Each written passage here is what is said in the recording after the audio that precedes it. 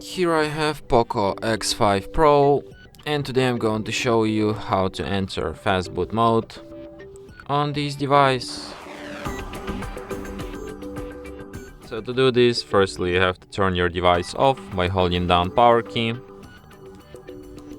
No, please tap power off, then once again, and after your device turns off completely, you have to hold down combination of keys, power key plus volume down at the same time for a couple of seconds like this.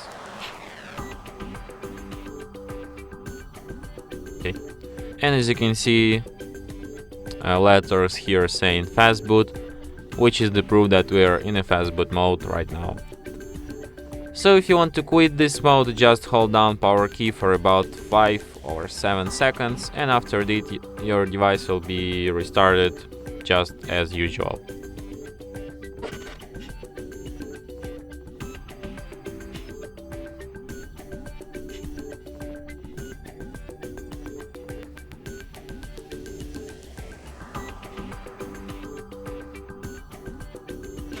And that's it. Thanks for watching. If you find this tutorial useful, don't forget to hit that like button and subscribe to our channel.